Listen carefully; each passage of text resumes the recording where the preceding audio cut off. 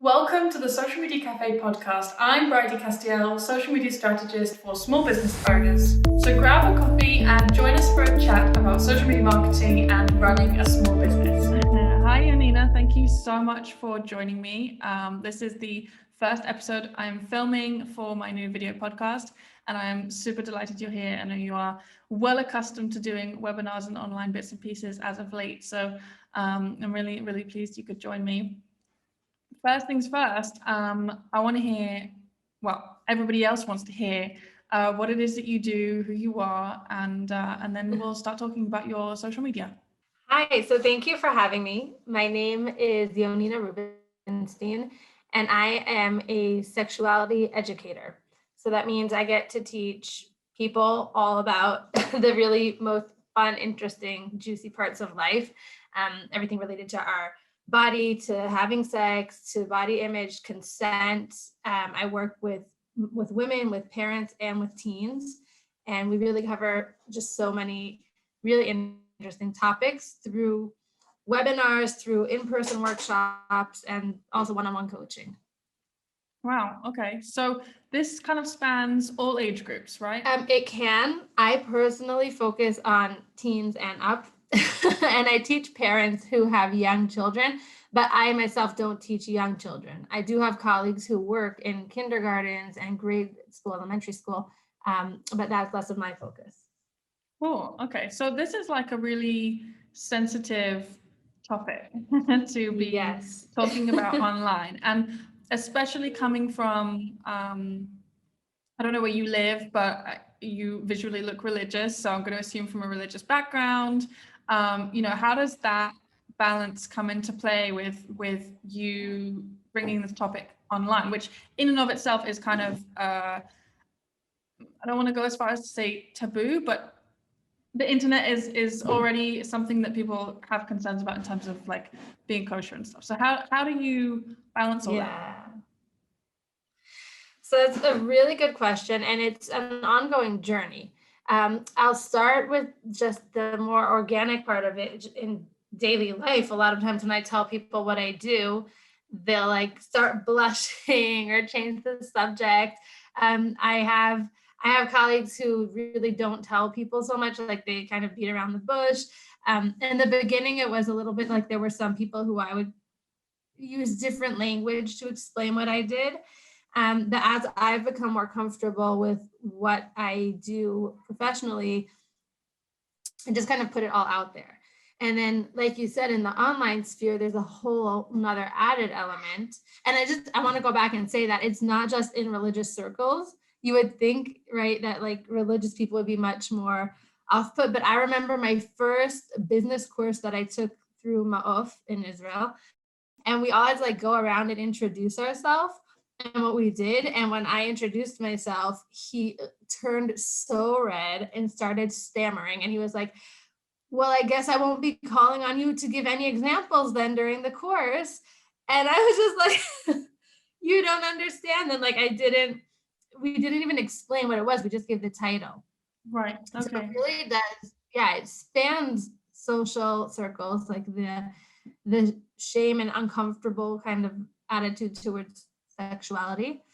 And then online, like you said, there's this whole added element of sexuality online because we immediately kind of go to like porn. Right. And yeah, and I do have a lot of colleagues who use a lot of, like provocative images or wording. And I kind of really try, because I know that a lot of people who are coming to learn from me it's a big step for them emotionally to even start like learning about sexuality. So I really try and keep it as neutral, like a neutral, safe space for them to begin that journey and to delve into it, and also to respect like the different sensitivities, because I do serve the Jewish community and most of my clients are religious. Right. Okay. And how does that like manifest itself in like posting and stuff? Like how do you even start to be sensitive about a topic that people are so sensitive? Right. So I have a couple rules that I have set in place for myself. I feel like my balance that I'm trying to strike sometimes is by kind of being inclusive enough to not just how I make other people feel uncomfortable, but how I can be inclusive to all different people's sexual identities and beliefs, while also, teaching values-based sexuality education. So some of the rules that I have in place for my social media are I'll never share any nudity. And that's like obvious to me that I wouldn't share nude pictures of myself or sexual pictures of myself. But a lot of times my, other people in the sexuality in the professional world create really, really great content, but the graphics they use might be, of a person with a lot of their body exposed, or of people, in a sexual act or something like that. So those are things that I won't share on my page, even though I love learning from them, and I would, like and support people who do share that. Mhm. So that's one rule I've set in place for myself. I also am careful with the language I use. I kind of have developed this own terminology that I feel comfortable with. And I think that's something that's important, is when I feel comfortable with it and I know why I'm using it, I kind of say, like, if these are people who are my audience, then they'll follow me and they'll learn it and they'll understand. And if not, that's fine. Like, I'll give you an example. I don't know if you've seen these kind of posts. You'll tell me, or like ads for events where they'll say, it's about Jewish intimacy, right? Or intimacy between a man and woman, things like that. Mm-hmm. And using the word intimacy instead of sex, Mm-hmm. right? So I don't do that. I'll say like sexuality or sex, things like that. And that turns some people off. And that's fine with me. Knowing that the way I present myself is also kind of, those are the boundaries for the people who will be drawn to work with me as well. Right. That's kind of like one of the core principles of marketing, and definitely in social media marketing is, on one hand, you've got to make sure that you are being open and understanding of your target audience enough to attract them. And on the other hand, you've got to stay true to yourself and stay true to the values of your business so that you can attract those ideal clients, right? That's how we talk about it, ideal clients, that, these people will be naturally drawn to you based on exactly how you are. And if they're not, then they're not for you. Does that kind of raise for you any worries about not reaching enough people? Like, you're a small business, right? How long have you been doing this? What I'm currently doing, I've only been doing for 1 year. Okay, right. So I felt like you kind of yeah, recently sprung onto the scene. I just like, didn't know if I wasn't aware of you before. Yeah, I've been working in sexuality education for almost a decade, but it was mainly in Israeli high schools and communities through word of mouth. Right. Really being online in the English speaking community is a year. Wow. Okay. So, I mean, like, I feel like you kind of recently sprung up. Like I said, I didn't know if it was because I only just became aware of you and then suddenly you're everywhere, or if you really had just started kind of working on your social media in the last year or so. But it really stood out to me because there is content out there that kind of addresses this topic, right? But like you say, I've either kind of seen it go way off the other way, where like you can't even really tell that that's what it's about. Let's say a webinar, right? Like, they've kind of coded it so much that you don't really know. Or, the other extreme, which is that it's very obvious, which, for certain audiences wouldn't be appropriate, or wouldn't be something that they would want to see, and wouldn't be something they would feel comfortable, even if they were interested in following you for your content.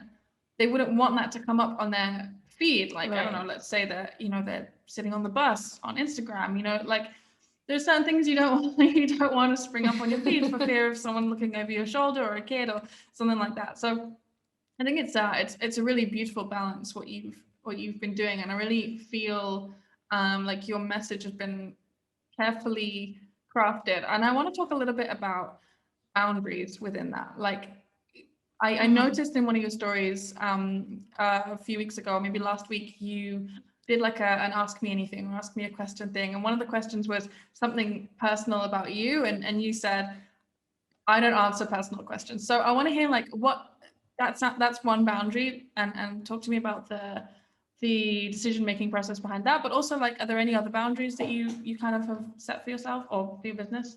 Yeah. So it's interesting because that boundary comes up a lot, and not even just on social media. Like sometimes people will be talking to me like randomly. I'll bump into people and they'll be like, "Oh my gosh, I have to tell you something that happened to me the other day." And they'll share like a very personal story. And then they'll say, "Does that ever happen to you?" or something like that. And for me, as a professional and also as just an individual in a relationship, one of my rules is I don't talk about my personal sex life with other people. Mm-hmm. So there are maybe a few people who I'll, talk to about it, but that's because we have that personal relationship. Right. But for sure on social media, right, I do answer parenting questions. Sometimes I'll give examples from my own life, but I will never talk about my personal sex life. Sometimes I'll talk about in general terms, things which are helpful. Mm-hmm. That's one boundary that I set because one of my values around sexuality is intimacy. Right. And to be able to create and preserve intimacy, we really have to get good at setting boundaries. Right. And that's a hard balance to strike on social media, because I also want people to feel like my social media page is an intimate place for them. Like they can ask me, like I've had people DM me on Instagram and say, "I want to ask you a question, but I feel like worried that maybe this will somehow get leaked. Can I WhatsApp you or email you instead?" So even just considering the kind of platforms we're using and how that reflects the interaction with customers is really interesting in that sphere. Like I've noticed that Facebook groups are much more conducive for having conversations about intimate subjects than general social media pages, right, like Instagram and like that. So that's interesting. Right. There's a certain amount of trust in that the people in the group are all there to have a conversation that is, safe and protected. It kind of becomes a safe space. Although that being said, there are plenty of cases where, people screenshot and share outside of groups and stuff. And, there's nothing to stop somebody from doing that if they wanted to. It's a tricky, and I feel like there's a couple of things here that I want to pull out. One that is that in social media, especially as small business owners, we often hear that we have to be really authentic and share our own vulnerabilities and share our own story so that other people can really connect and relate to us.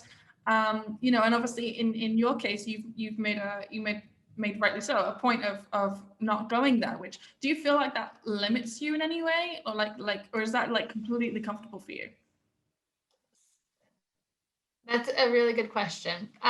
There are certain things where I still struggle with that, not in terms of my sex life, because for me, that's a boundary that I've practiced a lot in life in general. And so it's followed me to social media.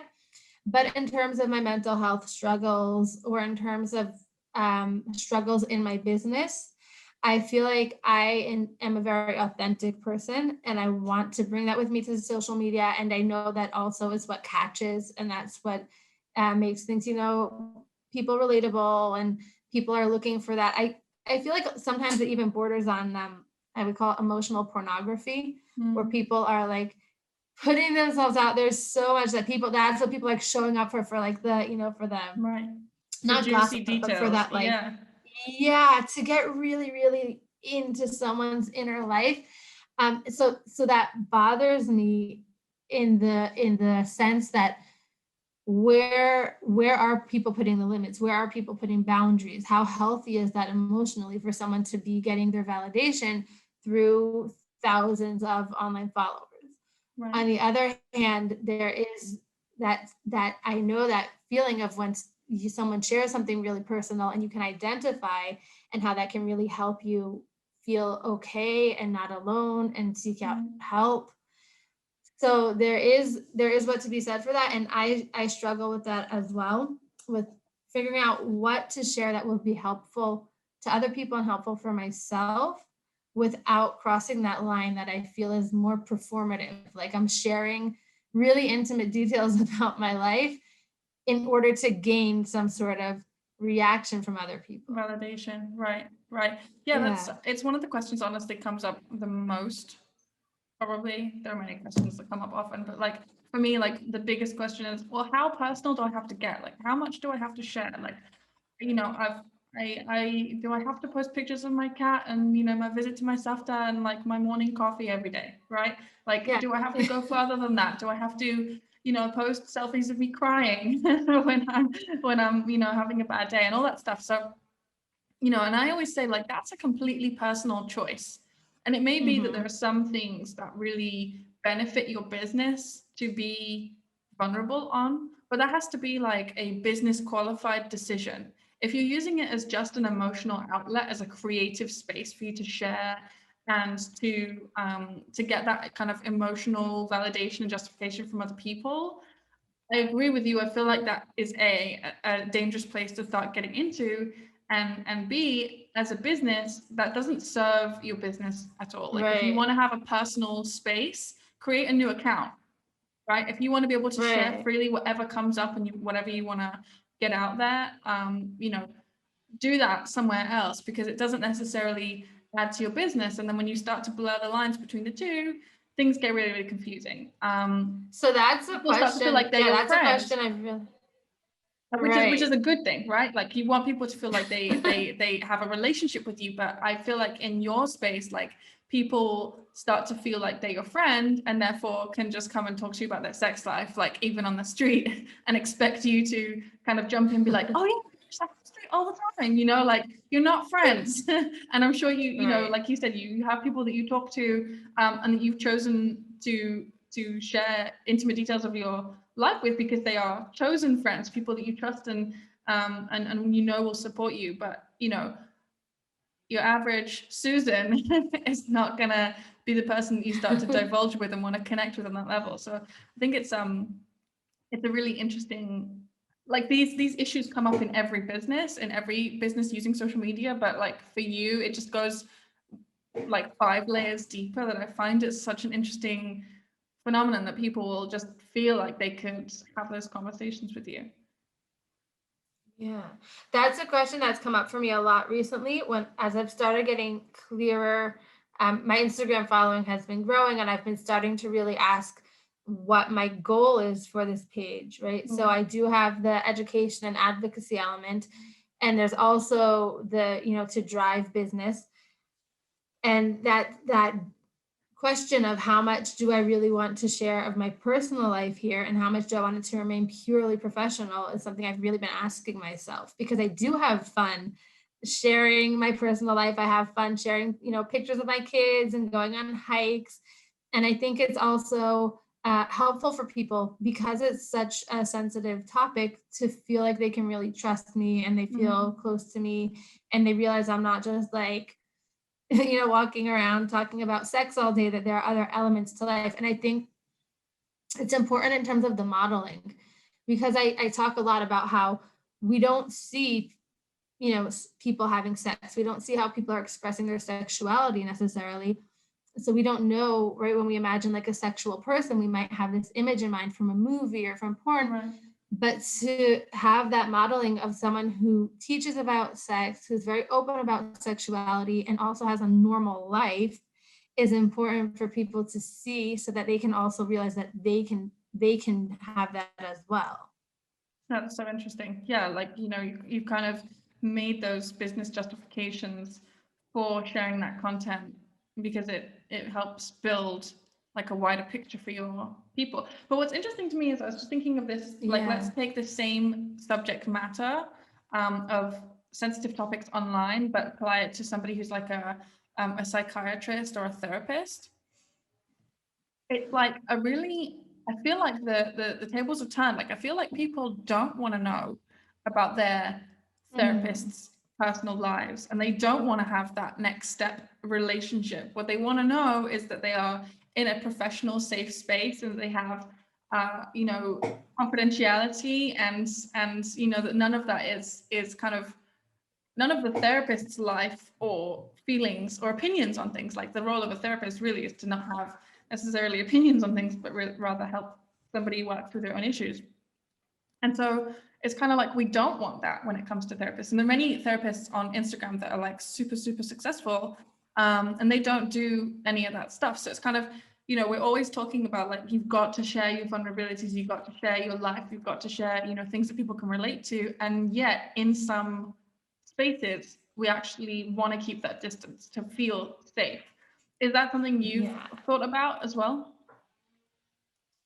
So much. And I follow a bunch of different therapists who, sex therapists or sex professionals, and also general therapists and parenting gurus and things like that. And there are so many different styles. And that's really helped me like see that, yes, you can be successful in many different ways. Like you really choose, I think, what's right for you. And maybe I'll reach out to some of them and ask how they made their decision about what they're sharing on their page, because it really is interesting. For example, someone I love and connect with a lot, her name is Dr. Lauren Vogel, and she only shares professional things, like nothing personal. Mm-hmm. And there's another professional who I follow and love. His name is Todd Bartz, and he, Your Diagnosis. And he talks a lot about his decision to be very personal and very open. And in terms of also like the pictures he shares and the content he shares as a therapist, mm-hmm. and why he feels that it is beneficial and important. So there really is, like you said, like there are so many different ways you can go about it. And it's, I think, comforting to see that no matter what choice you make, it can still be successful. Mm. Like you don't have to worry. I think that sometimes, at least for me, like the worry, if I don't share enough, then I'm not going to grow a following. I'm not going to have customers or clients through this channel. And I see that there are people who do. Mm-hmm. So just really deciding, I think, what works for you. Like you said, like decide what works for your values and maybe your personality or business, and then do it the best you can. Well, the one thing that I really loved that you did recently was you jumped on the Bridgerton wagon, right? So Bridgerton like came up on Netflix, and like within a week everybody was posting about it, like even me. And I really don't post that much. I post stuff about like my life, but I post like a lot of songs and TV that I'm watching and like kind of stuff like that. And I was like, Bridgerton, whoa, that was it. Like that's all I posted in my story. So everybody was talking about this. It was like a super hot thing. Hot in terms of trending, but also hot in terms of hot. In all ways.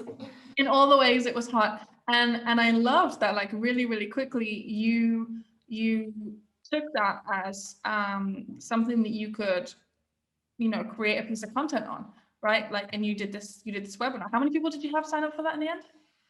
I had over 200. Wow. Yeah. And okay, so I have to tell the backstory. First of all of the credit goes to Bela Haskell, who runs Veg It Out. Yeah. Okay. Love Bela. She bugged me for weeks. She was like, you need to watch Bridgerton. You need to watch it. It's right up your alley. And I was like, I don't have class. Like, I don't want to watch another show. It doesn't even sound that interesting. Mm-hmm. I watched one episode. I wrote to her, like, it was pretty boring. I think I'm going to stop. The last episode. She was like, no, I'm telling you. I'm like, she's like, you have to watch it. So I binged it in like 2 nights or 2 days. I don't even remember. We all did. Left my kids to fend for themselves. Yeah. And I have to admit, I didn't love it. Mm-hmm. Sorry, everybody, no. I didn't. But I was like, okay, yeah, there is a lot to talk about. There was a lot of things I felt they got wrong. There were some things they got right. Like, okay. And then Bela kept on bugging me again. She was like, listen, you should really do something about it. Like talk about it.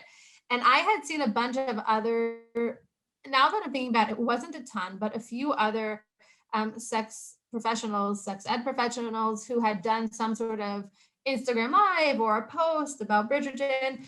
So I was like, oh, people are doing that already. Like, I don't have to do that as well. Mm-hmm. But then I thought, you know what? I see so many people who are my target audience talking about it. And it was surprising to me because you were saying how my niche is like really so broad, and it is. And because of that, I've been working really hard to also kind of focus on specific groups within my niche so that it doesn't just get lost. So I noticed a lot of religious Jewish women were talking about Bridgerton. And it was surprising because no one had been talking outwardly about 50 Shades of Grey or Game Right. of Thrones, even though a ton of people told me privately they were actually watching it. Right. But this show, for some reason, struck them differently.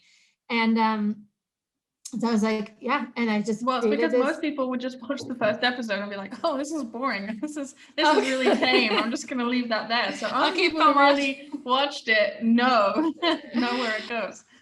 So I put out this post. I created like a graphic on Canva, like I always do, and it blew up. I was shocked.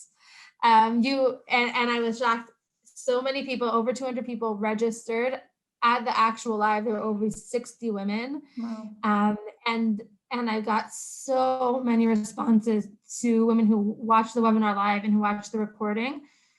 And it was a big lesson for me in and really jumping on trends and being able to utilize what's going on. And I'm lucky that in my profession, there are so many things, so many just like, right? Like in the news and in general media, there are a lot of opportunities for me to be able to utilize.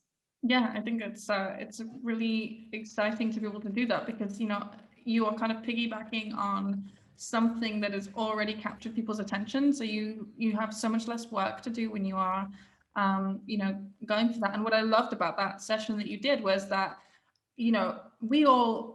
a lot of people loved Bridgerton, right? A lot of people were like, whoa. And like, frankly, it was super pornographic. And I think that's what shocked people, is like, it looked like a really tame period drama piece on Netflix. And then all of a sudden it was like, it was getting to 50 Shades of Grey place, right?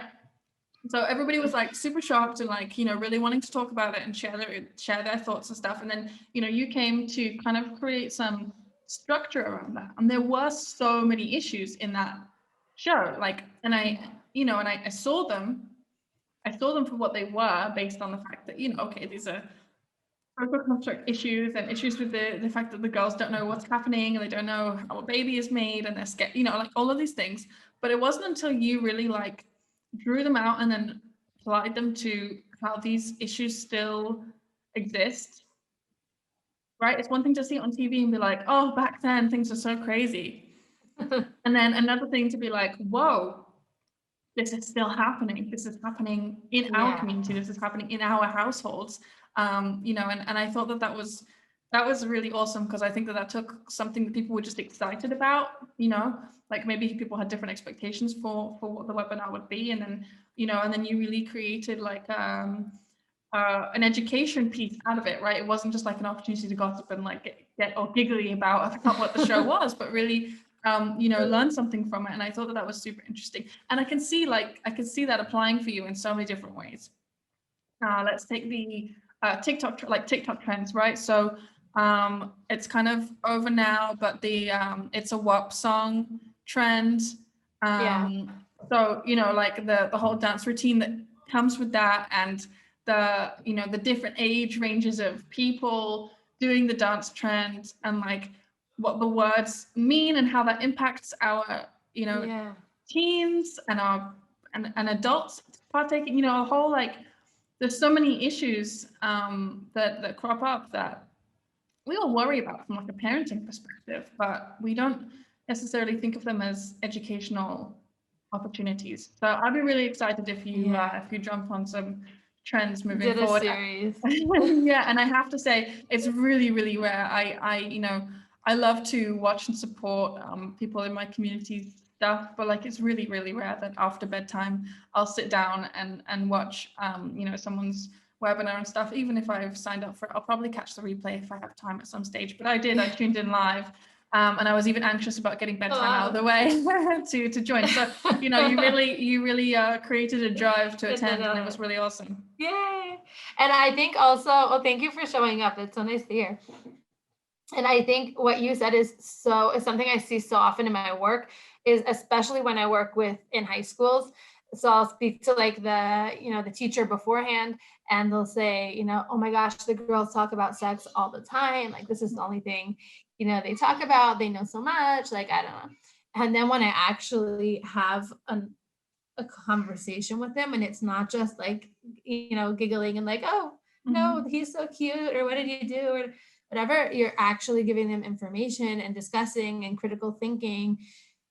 It's a huge difference for them, and it can be really hard for them to make that switch and to learn that language and to learn those skills.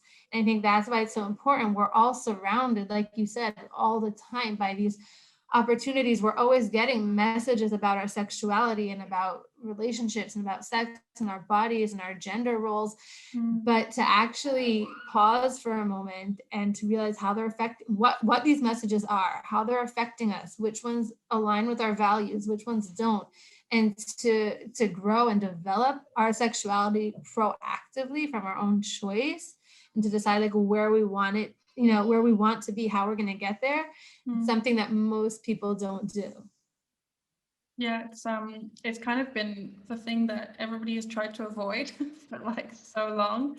Like we know our teenagers and preteens, and even earlier than that, are already starting to explore or experience their sexuality, become more aware of themselves. They're hearing things from friends. They have access to things on the internet. And yet, like for all us adults, we're kind of like, I don't want to deal with it. Can't relate. Can't remember. It was just too intense for me when I was a teenager. So I just don't even want to go there because I remember kind of what it was like, but I want to pretend that I don't. Right? Like I have teenage girls in my close family, and we've been meaning to have some girl talks for a while, because I know that they're at that stage where there's a lot of access to various things for them, and they're hearing things and they're talking about it and talking about boys, and I'm so conscious that there's probably a huge amount of misinformation in there, right? And I grew up in a space where I grew up in a not religious environment in the middle of England. So, by that age, everything was available to me. We had reasonable sex ed at school, and I was a very worldly, intelligent kid who kind of went out and wanted to know facts about things, right? The environment, the beautiful, safe, and value-based environment that we raise our children in religiously here in Israel is incredible, but it also kind of, to me, seems like it excludes that. It wants to kind of put the blinkers on to it, and I feel like it's a real chaval. And I find your work super, super interesting. So thank you for sharing loads and loads of stuff on Instagram, because it really, personally helps me and brings it to my forefront. I have a 2-year-old, and your courses about how to deal with educating our kids about these things and their bodies, and understanding that that's something you recommend educating them on from day one. Is day zero. Yeah, day zero. Yeah, so yeah, that's really opened my eyes to where I need to be as a parent, and I think that you're probably unknowingly helping a lot of people with that. So bravo. Yay. And thank you. Thank you for existing. I appreciate it. Tell me a little bit more about some of the challenges you've had on social media, like as a business owner. Have there been the other things that have come up that have really like thrown you for a loop? So one challenge is it's an emotional struggle, and it's also knowing the technical balance of marketing my paid events or opportunities, like my course and my one-on-one coaching. I remember when I ran the first session of my course for parents, I asked someone who had been following me for a while, and she had said she wanted to do the course and she hadn't signed up. So I said, like, no pressure at all. I'm just asking you like a market, what's the word? Yes, for market research. Like, if there are specific reasons you decided not to sign up for the course. And she said, what are you talking about? I haven't seen you advertising it at all. And I felt like I had been bombarding people and my audience, and they were probably tired of it and they were going to stop following me.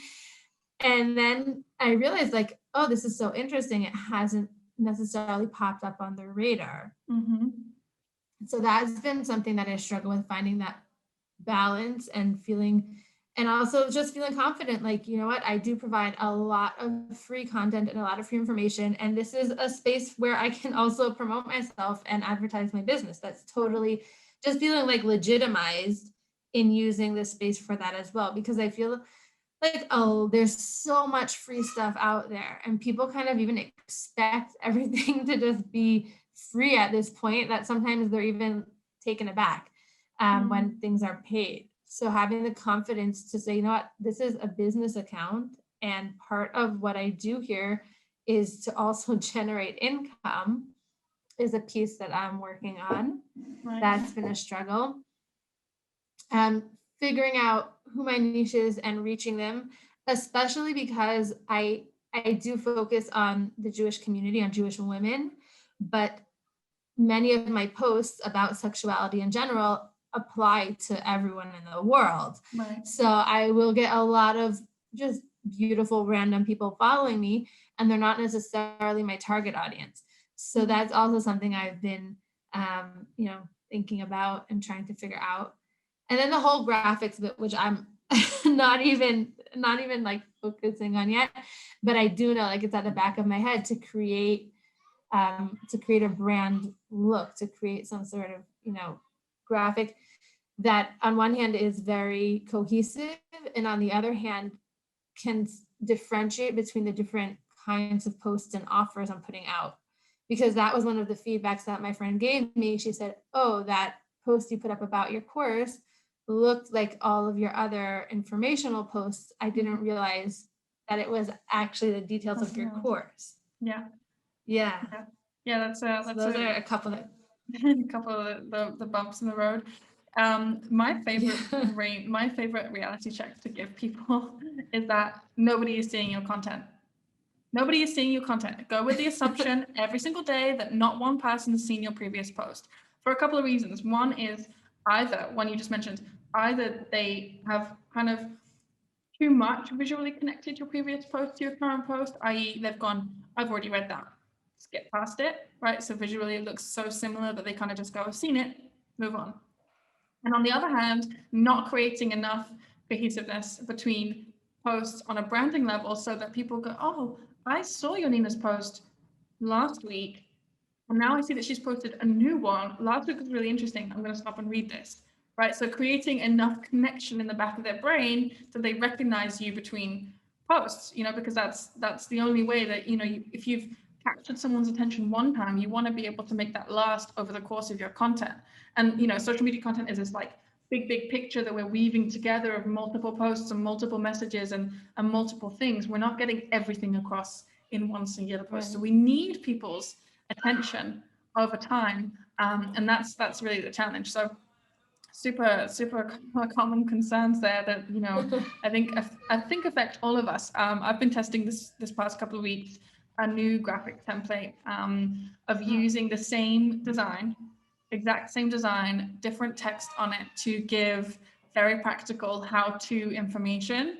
And I'm seeing the reach start to decline. So the engagement is going down post on post, even though the content in and of itself is, in the graphic and super valuable and on a very specific issue that I know my audience suffer from, the engagement. And I think it's that effect of them seeing it over and over again. They're going, seen it, not going to read that, seen it, read that, just in the scrolling, they're not even thinking, very consciously, they're just kind of subconsciously going, seen it. So yeah,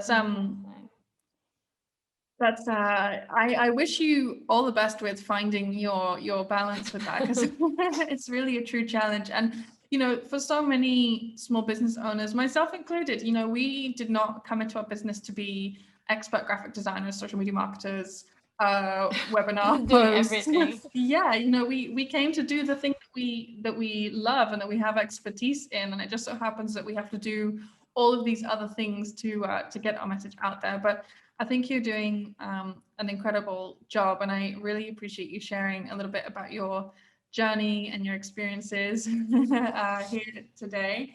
That's it. Is there do you have anything coming up that you want to talk about? Anything that people should know about, or we should jump on? What's your Instagram handle? Like, let's make sure people can connect with you afterwards. Okay, bring it in. So on Facebook and on Instagram, my handles are my name. It's at Yonina Rubinstein. Mm-hmm. That's another thing I was wondering about a lot is, how much should I put like sex in the name of, in my handle, or should I just have it be my name? Anyway, so that's my handle is at Yonina Rubinstein. And I have a course for parents, which runs every 2 months. I start a new round, which is really for parents of kids ages 0 through the teenage years. We cover everything you need to know about raising a sexually healthy and confident child. I have a couple things coming up for Purim, which I'm actually about to start advertising. I have some stuff which will be, I'm opening a private WhatsApp group and an IGTV series, which will be really interesting. And that's that for now. Exciting. That's a lot of good stuff. Yeah. I have been meaning to do your parenting course for for some time, and I definitely will at some stage. It's just one of those When things the time is right. Yeah, with all the lockdowns and stuff, you have to decide what's mission critical. That being said, 100%. my son's well-being is mission critical, so I should probably get around to that. I think you're doing a very good job as it is. Thank you. I appreciate that. So thank you so much for stopping in. I appreciate your time, and I appreciate your point of view on how this journey has been for you. And I'm gonna love you and leave you right there. So thank you so much. Thank you so much.